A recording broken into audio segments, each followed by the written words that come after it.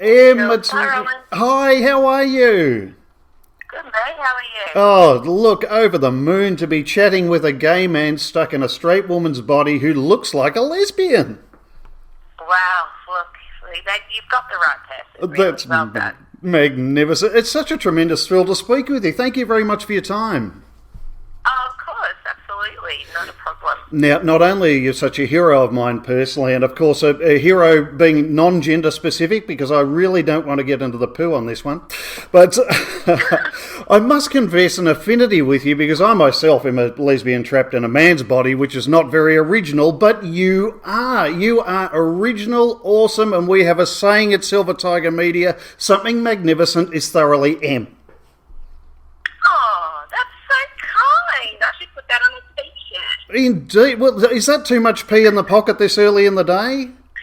No, there's never too much. Oh, I am a good. 40-year-old woman. I will take everything you throw at me and then some. I'm thirsty for it, too. Well, brace yourself, because not only was I blown away by your interview with Pink in 2017, are you in sequence now, by the way?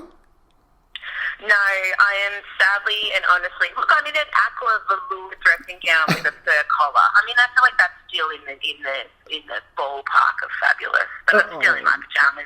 Oh, most certainly, still within the range of fabulous, absolutely. But Good. look, I've met Pink and spent a little time with Kerry, and to meet her in particular is quite a daunting thing, but you nailed it. It was just so M. How was that whole experience for you? Look, it was pretty great. She's lovely. I've chatted to her a couple of times before over the years doing radio and stuff. That was the first face to face. I don't know. I just remember that she's just a person like me and everyone else, and she really does want to be treated as such. And you try not to ask stupid questions and do your research. And yeah, I loved it. I loved talking to her, and I also loved how so many people enjoyed the interview. And I still get feedback about it, obviously now 2 years later. So yeah, no, it was great. It was definitely a highlight of the people I've interviewed in my career. Oh, brilliant. I've got to admit, this is really weird for me, trying to interview you while trying to channel you. It's really something else. I honestly believe you've redefined the term cool, though, in so many ways, and that's due in no small part to you being, I guess, a champion, if you will, of the LGBTI community. Where did that understanding, that appreciation for the LGBTI community first stem from, do you think? Well, my mum, when I was a kid, worked at the AIDS hospital in Melbourne, at the infectious disease hospital, and in the late 80s she was a medical librarian there, assisting all the researchers, and the hospital was populated by gay men at that time, sadly, and the AIDS epidemic was kind of at a peak, and I would hang out with a lot of the guys who were staying at the hospice, because a lot of their families had disowned them, so they kind of became each other's families, and yeah, so I just remember hanging out with, my mum and dad, to the credit, very early on had friends from all walks of life. My dad was a musician, and mum obviously working at that hospital made great friends with a lot of people from the LGBTQI community. So they were always, they were never different or something. They were just something the people I enjoyed hanging out with after school and chatting about Disney, and my flamboyance was encouraged rather than told to shush, which will often happen with older heterosexual people. I found the older gay men really enjoyed my renditions of Annie and The Little Mermaid and every Disney. I had the whole Disney back catalogue in my mind, and I was put on shows. So, and then I guess I was always drawn. My first gay best friend was I guess in year 7, and I've always been drawn to I don't know, that came, I've always felt like a bit of an outcast myself, and a bit different. So I don't know, I guess I've just always sought out and found solace and friendship within that community. And whenever we get together, it's always a sense of joy and wanting everything to be great and go nice. And sometimes I think when I'm around a big bunch of straight people, there's competitiveness and worry, and I don't know. I was just thinking about this morning. I always love getting together. I get together with my boys once a month, and it's just a different atmosphere, which I've always kind of craved and loved. Absolutely. You've been such a guiding light of acceptance for so many people in Australia. Do you often hear comments of appreciation of that ilk from people within the community, or others that look at that community as being differently, or looking at the community differently thanks to your influence.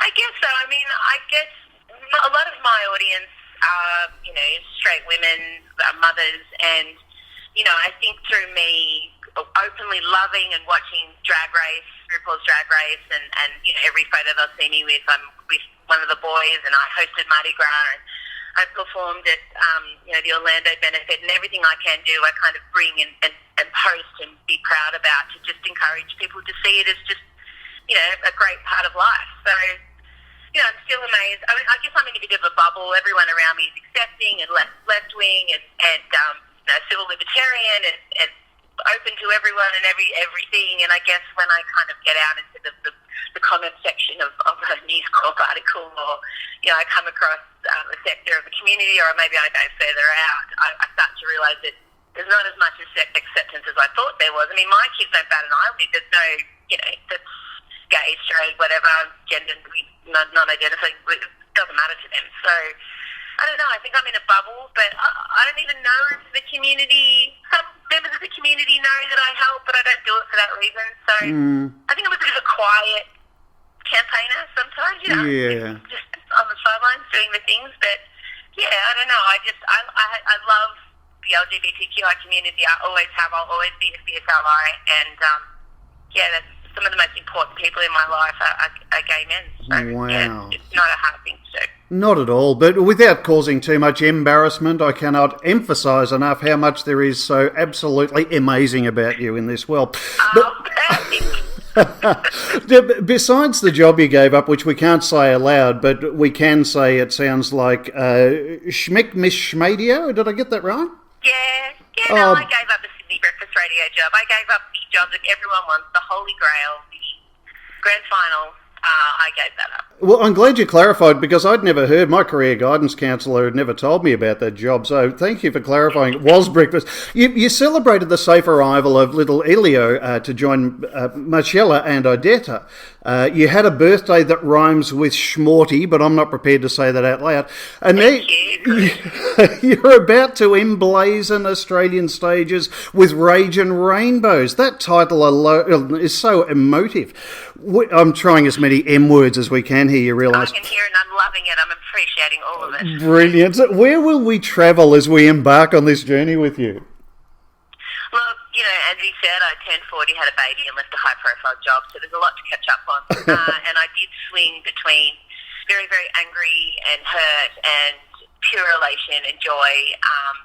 And I think, a lot of women in general from a very early age are not encouraged to show their anger or any kind of strong emotion. We're told it's too masculine, and little girls are taught to be liked and little boys are taught to be respected. So in the end, I think, a lot of women end up eating it and drinking it and shopping it and not really articulating why they feel so angry and taken advantage of. They're still doing too much in the workplace, not getting paid enough in the workplace, doing too much at home.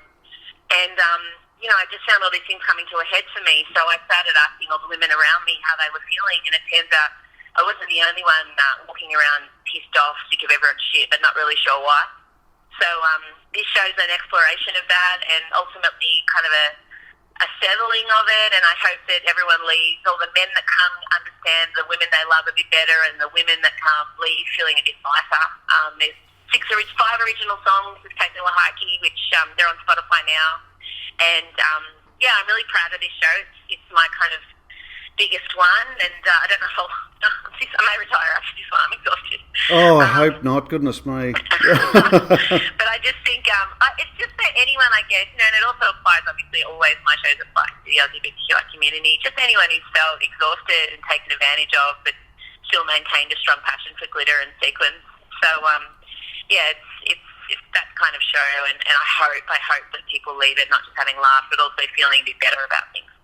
Which will be wonderful, and as you say, those songs are available, and they set the scene to perfection. If I could put those to one side for just a moment, before you imbricate us by imparting new wisdoms and emanating emotive new songs, all emanating from Hamer Hall on July 19th, I have to ask you about the penning of the show itself, because little Elio arrived sort of, if I've got it right, halfway through writing. Did that change your approach to writing at all before and after his birth?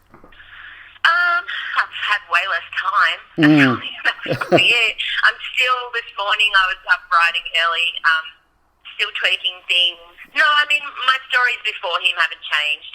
And certainly, I mean, I'm a lot more joy and happiness in my life, and the things I thought were super important are less so. So, but no, I mean, I've squeezed it around him, and I've managed to do it, and look, I don't know if it's any good. Proof will be the pudding. The songs are good, thank God. Oh, yeah. I have to help. But, yeah, no, I think it's made me, he's given me perspective. I think that's the biggest thing that's happened is he's kind of brought to light and made shining the things that are really important, and other things I can probably just let go of.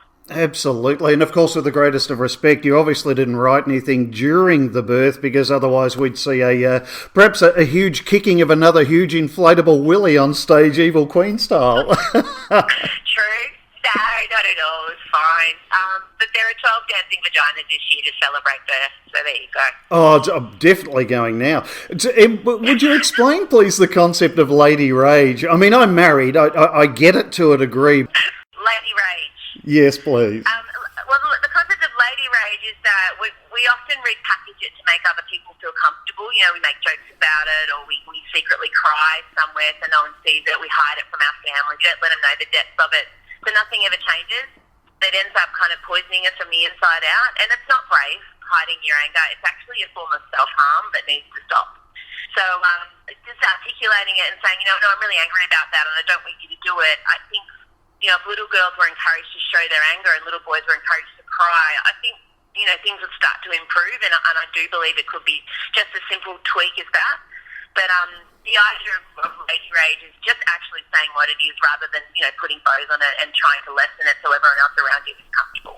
Absolutely. And as you pointed out, you teamed up with M Squared Productions, Kate Miller-Heike and her partner, Keel Natal, to write the original fabulous tracks that are available out there. These songs do set the scene beautifully. Is it fair to say, given the nature of the songs, I mean, 39 I don't get, because clearly you're far younger than that. Geriatric pregnancy I get, but the kind of man I'd like you to be is certainly something that smacks me into a bit of acceptance. It is fair to say that you're embracing where you are in life with this new theatre show. Absolutely, yeah. 40's fantastic. I'm in charge of putting a man into the world, which I take very seriously because I have 2 daughters out there. And, it's really kind of a moment where I'm like, I know who I am, I like who it is, and I want to help other people feel the same way. So, yeah. Em, thank you so much for your time. I realise you're pressed and you've got people waiting for you. It's an absolute bucket list moment for me. I cannot thank you enough. No worries. Thank you. What a delight. Have a great day. Thank you. You too, Em. Bye-bye. Okay, bye.